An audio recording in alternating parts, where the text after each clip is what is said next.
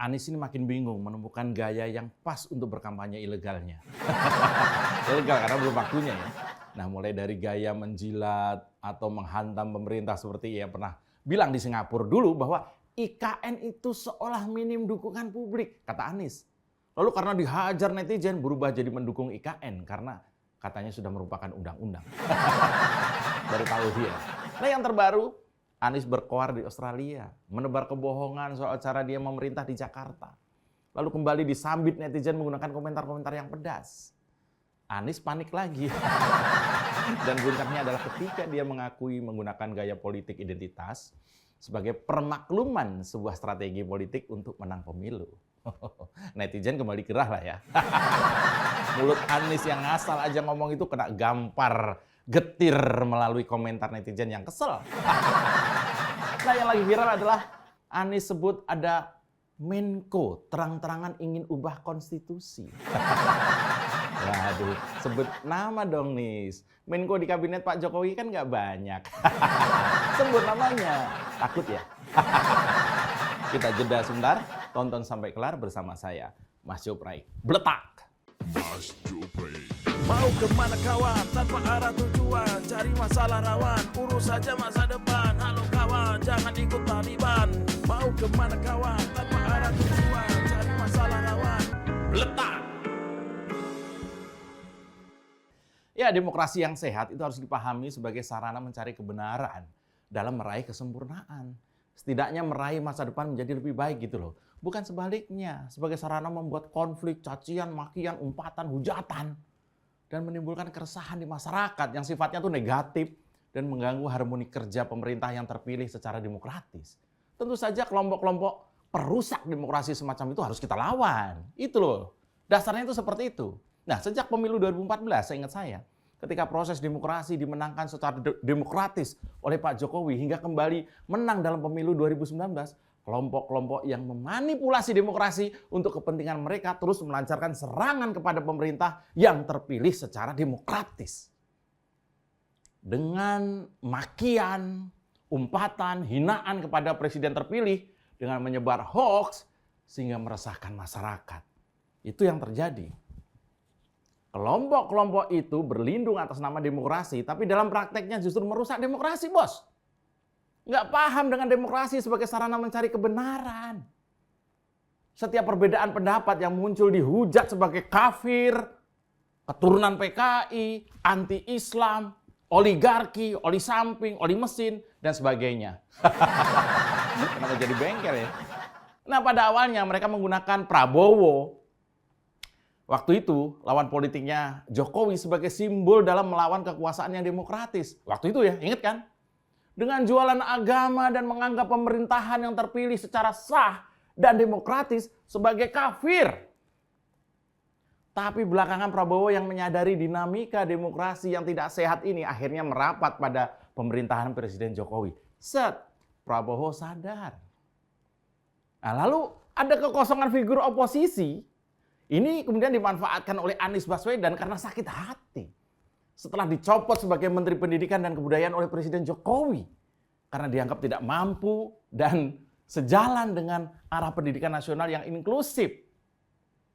Nah, dengan dukungan kelompok-kelompok intoleran yang mengedepankan identitas agama, Anies bisa memenangkan Pilkada DKI dengan cara memecah suara kelompok mayoritas Muslim dengan mengkafirkan lawan politiknya, yaitu Basuki Cahayapurnama alias Ahok atas tudingan telah melecehkan kitab suci. Dalam wawancara terbuka dengan wartawan ABC Australia, Anies dengan enteng menjawab tudingan politik identitas yang disematkan pada dirinya. Dia bilang, ketika ada calon Muslim dan calon Kristen, maka isu agama wajar naik ke permukaan. Dengan sikapnya ini jelas Anies nggak paham demokrasi dengan cara mempertentangkan agama dengan kebenaran absolut. Sikapnya ini jelas-jelas berbahaya. Akan membawa demokrasi pada kehancuran, bos. Ingat, sejak Pilkada DKI dimenangkan oleh Anies, pembangkangan terhadap pemerintah pusat dilakukan dengan menggunakan celah-celah peraturan yang ada. Seolah DKI Jakarta adalah wilayah sendiri di luar NKRI. Satu contoh gamblang adalah dalam penanganan banjir di DKI yang terhenti setelah Anies menjadi gubernur DKI.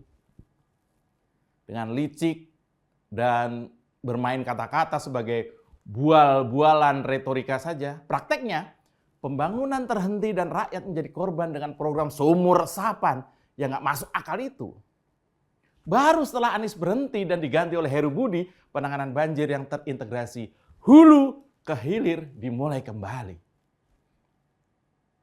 Emang ruwet Anies ini. Untuk memenuhi hasrat berkuasa, nggak jarang dengan licik Anies juga melancarkan fitnah.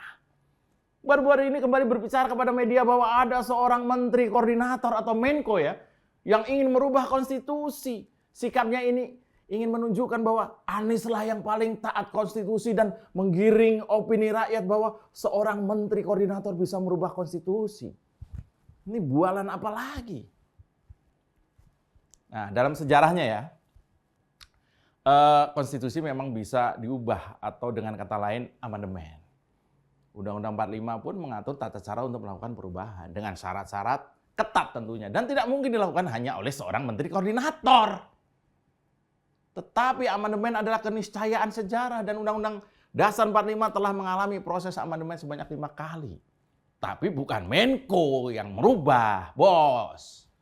Sehingga gagasan merubah konstitusi bukan hal yang tabu. Mau datang dari manapun, apakah dia rakyat biasa ataupun seorang menteri koordinator. Apa salahnya bicara merubah konstitusi demi kemajuan bangsa dalam merespon dinamika global dan regional yang ada? Atau tidak ada? Tidak ada yang menganjurkan kekerasan misalnya. Tidak ada konstitusi yang kemudian membuat kebencian rasial, kebencian agama dan lainnya yang melanggar HAM.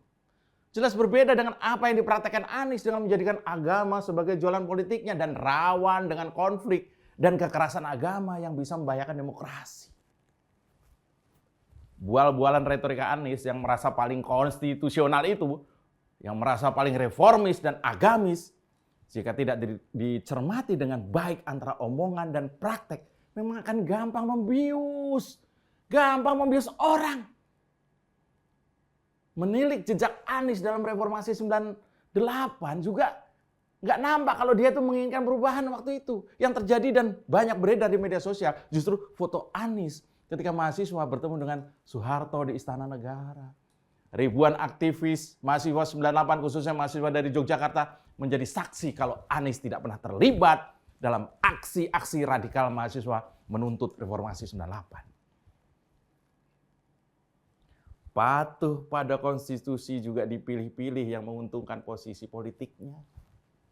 Itu pun dengan bualan-bualan seolah elegan padahal memalukan. Karena antara omongan dan praktek bertolak belakang, bos.